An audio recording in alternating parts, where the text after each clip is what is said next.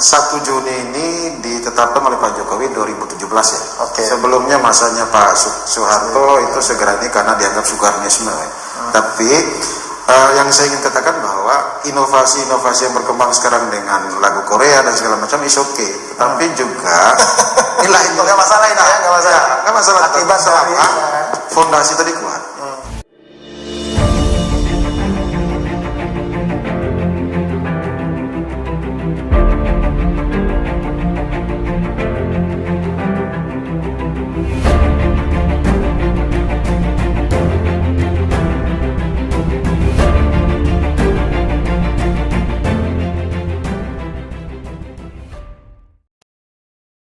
Zaman ini kan berkembang terus. Kemudian Pancasila ini ya kalau kita setback kembali 1 Juni ini adalah hari memperingati kelahiran Pancasila.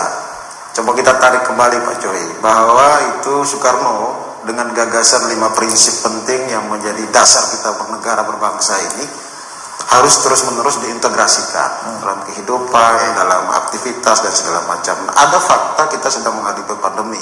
Ini kan sesuatu yang baru. Maka perlu penyelesaian. Nah di sinilah diuji nilai-nilai tadi Pancasila.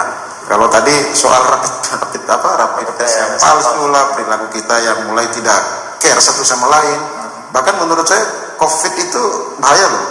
Situasi pandemi corona hari ini kan menguji kerekatan kita.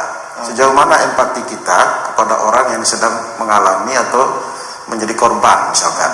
Loh, corona ini sendiri kan mengajarkan orang harus jauh kan, tidak boleh berinteraksi. Nah ini diuji bagaimana kedekatan kita kalau tidak secara fisik mungkin spirit kah, kemanusiaan kah, support. Ini bagian dari spirit Pancasila.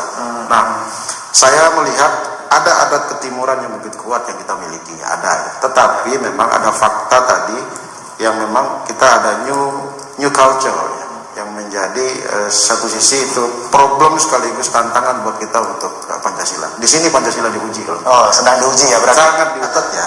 1 Juni ini ditetapkan oleh Pak Jokowi 2017 ya. Oke. Sebelumnya masanya Pak Soeharto itu segera ini karena dianggap Soekarnisme.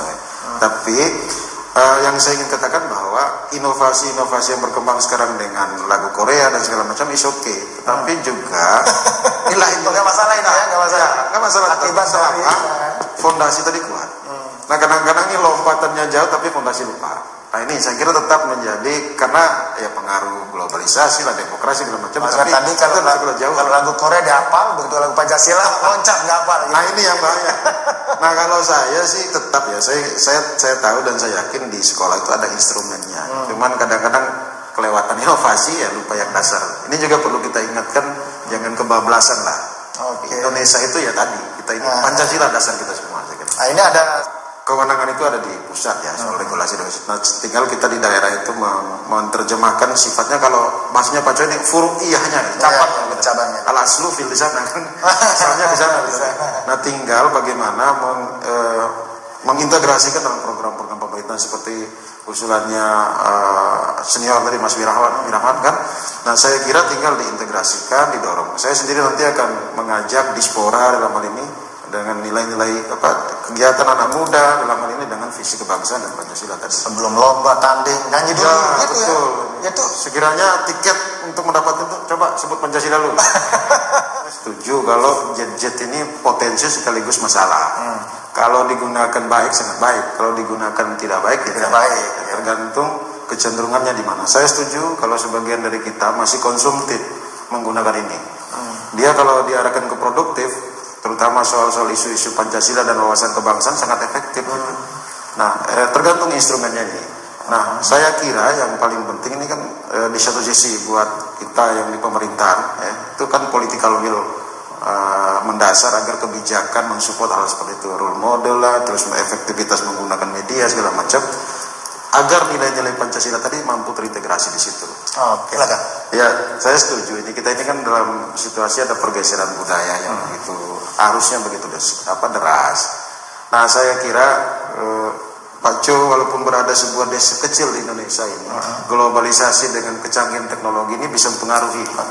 Contoh kasus, saya tuh bisa saja ke Amerika dalam kamar saya dengan jendela handphone saya. Artinya no borderline state sekarang. Jadi tidak ada batasan negara manapun. Kecuali nilai itu adalah nilai Pancasila sebenarnya.